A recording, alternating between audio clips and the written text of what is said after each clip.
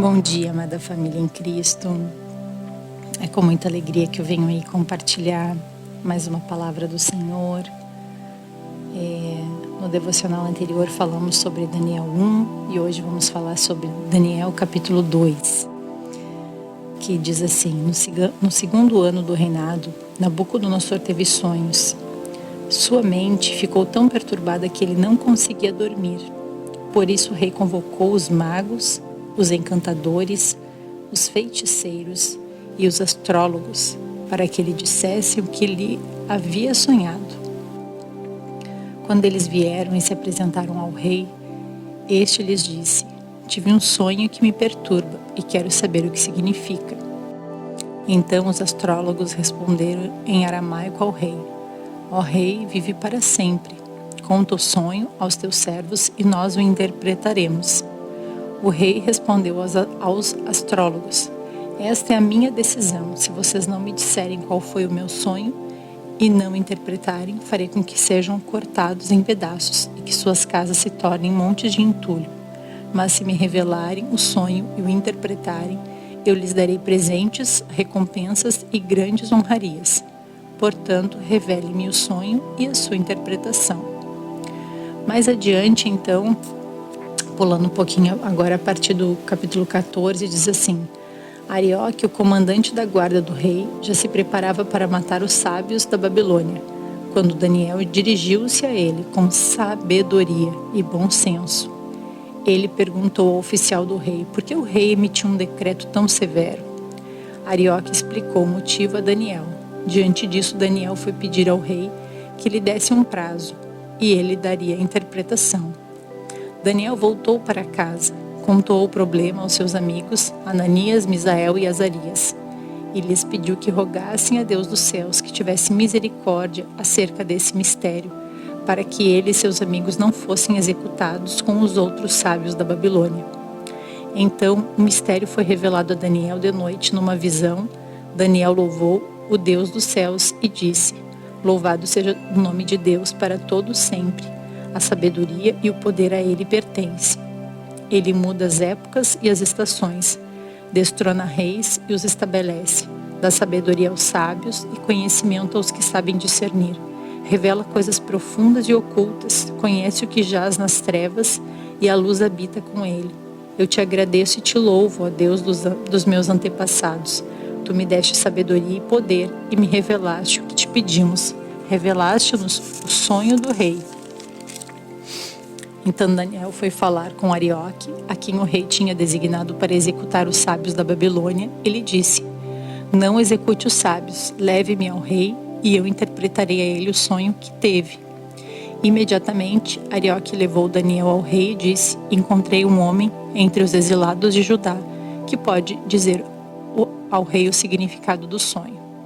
O rei perguntou a Daniel, também chamado Beltesazar: você é capaz de contar-me o que vi no meu sonho e interpretá-lo? Daniel respondeu: nenhum sábio, encantador, mago ou adivinho é capaz de revelar ao rei o mistério sobre o qual ele perguntou.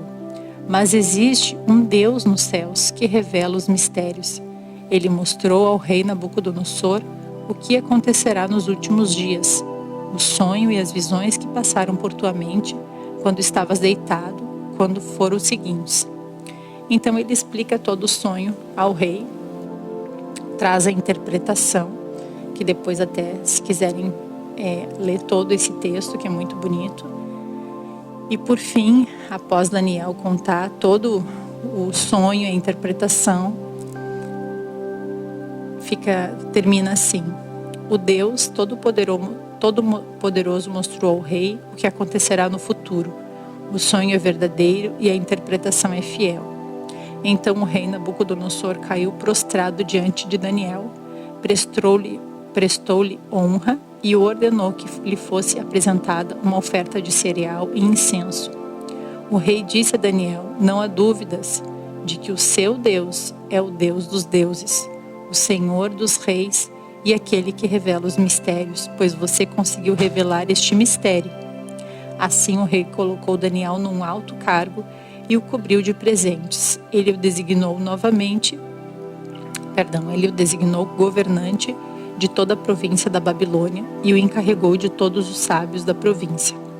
Além disso, a pedido de Daniel, o rei nomeou Sadraque, Mesaque e Abidnego, administradores da província da Babilônia, enquanto o próprio Daniel pertencia na corte do rei. Amém, amados. Terminamos aqui então essa parte e algo que o Espírito então foi falando, que conforme nós lemos no devocional então anterior, né, que o Nabucodonosor era o rei então da Babilônia, um homem que não conhecia ao Deus vivo e buscava então nas imagens, nos magos, nos astrólogos, feiticeiros e tantos outros, algo que lhe trouxesse uma resposta para suas inquietações, perturbações e até mesmo este sonho. Deus, conhecendo o coração deste rei, assim como conhece o meu e o seu, tinha o desejo de libertá-lo do engano ao qual vivia, assim como deseja sempre se revelar a todos que ainda só o conhecem por ouvir falar, mas que ainda não conhecem verdadeiramente de ter uma intimidade com ele. Por nos amar tanto, Deus envia pessoas para serem canais do seu amor, seja através de uma palavra, de um louvor, uma ministração, um culto, seja por TV ou rádio. Deus, ele é criativo e deseja se revelar a todos nós. No caso de Nabucodonosor, levantou Daniel, para que através desse jovem o rei pudesse entender que este Deus ao qual Daniel serve não existe confusão nem dúvida. Ele é o próprio Deus. Sua sabedoria está muito além do discernimento humano e a sabedoria dos sábios deste mundo. A gente vê isso quando a gente lê em 1 Coríntios, no capítulo 1, do 25 ao 29, que diz: porque a loucura de Deus é mais sábia do que os homens e a fraqueza de Deus é mais forte do que os homens. Deus escolheu as coisas loucas deste mundo para confundir as sábias, e Deus escolheu as coisas fracas deste mundo para confundir os fortes. E Deus escolheu as coisas vis deste mundo e as desprezíveis e as que não são para aniquilar as que são, para que nenhuma carne se glorie perante ele. Lembro-me então, quando eu estava nessa busca por entender muitas coisas na minha vida, e eu fui até uma cartomante, e ela me falou coisas que no mesmo momento eu sabia que não eram verdadeiras e outras que eram. Aí, após a minha conversão, eu confessei ao meu pastor sobre isso e perguntei a ele como algumas coisas ela sabia sobre minha vida, e ele, muito sábio, me disse: desde que você nasceu até agora, Deus e os seus anjos sabem onde você está, onde você mora, o que você faz, onde você trabalha, estuda, enfim. Mas o mal também, e por isso esta pessoa também soube, porque ela ainda está no engano e sendo usada para afastar as pessoas a conhecerem a única verdade que liberta, Jesus Cristo. Ele diz lá no livro de João, no capítulo 14, no versículo 6, eu sou o caminho, a verdade e a vida. Ninguém vai ao Pai a não ser por mim. Jesus está falando isso.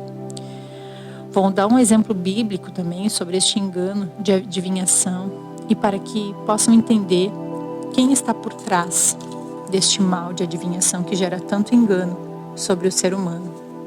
Que está lá no livro de Atos, no capítulo 16, a partir do versículo 16 também, que diz assim: certo dia, indo nós para o lugar de oração, encontramos uma escrava que tinha um espírito pelo qual predizia o futuro. Ela ganhava muito dinheiro para os seus senhores com adivinhações. Essa moça seguia a Paulo e a nós gritando: estes homens são servos do Deus vivo, eles anunciam o caminho da salvação. Ela continuou fazendo isso por muitos dias. Finalmente Paulo ficou indignado, voltou-se e disse ao espírito: em nome de Jesus Cristo eu lhe ordeno que saia dela. No mesmo instante o espírito a deixou. Percebendo que a sua esperança de lucro tinha se acabado, os donos da escrava agarraram Paulo e Silas e o arrastaram para a praça principal, diante das autoridades. Vou seguir lendo aqui. Então a gente vê que foi no nome de Jesus que Paulo então traz a libertação para aquela moça que era um instrumento do mal ali, gerando aquele espírito de engano, de adivinhações. E os senhores delas, então, acabam pegando Paulo e Silas e conseguem os colocar na prisão. Só que lá dentro da prisão, Deus também tinha algo muito lindo. Deus queria se revelar para o carcereiro daquela prisão. Então diz assim: por volta da meia-noite, Paulo e Silas estavam orando e cantando hinos a Deus, e outros presos os ouviam. De repente, houve um terremoto tão violento que os alicerces da prisão foram abalados. E imediatamente todas as portas se abriram e as correntes de todos se soltaram. O carcereiro acordou e, vendo abertas as portas da prisão, desembaiou sua espada para se matar, porque pensava que os presos tivessem fugido. Mas Paulo gritou: não faça isso, estamos todos aqui. O carcereiro pediu luz, entrou, correndo e trêmulo, prostrou-se diante de Paulo e Silas. Então levou-os para fora e perguntou: senhores, que devo fazer para ser salvo? Eles responderam: creia no Senhor Jesus e serão salvos você e os da sua casa. E pregaram a palavra de Deus a ele e a todos da sua casa. Naquela mesma hora da noite, o carcereiro lavou as feridas deles. Em seguida, ele e todos foram batizados. Então os levou para sua casa, serviu-lhes uma refeição e com todos da sua casa alegrou-se muito por haver crido em Deus. Amados, tanto Nabucodonosor quanto este carcereiro, eu e você, Deus envia pessoas, né? E de repente Deus está enviando essa mensagem a você agora, para que seja salvo, tu e a tua casa, para que a verdade traga cura e libertação sobre a tua família. Aqui eles falam, Paulo diz, né? Creia no Senhor Jesus e serão salvos você e os da sua casa. Este Deus não muda, Ele está sempre à porta, né? Ele está à porta do nosso coração e bate para que tu possas permitir que Ele entre e alcance a ti e os da tua família. Escrever uma nova história para todos vocês. E para finalizar, eu quero deixar uma palavra que está lá em Deuteronômio 4, no versículo 39, que diz: conheçam isso hoje e ponham no coração. Reconheçam isso hoje e ponham no coração que o Senhor é Deus em cima nos céus e embaixo na terra. Não há nenhum outro. Então, é tão lindo por ver que Deus, Ele é tão maravilhoso que Ele se revela e Ele usa quem Ele quer no momento que Ele quer, porque Ele conhece aquele que deseja, que precisa ser salvo, que conhece as inquietações do coração, que sabe o que cada um necessita.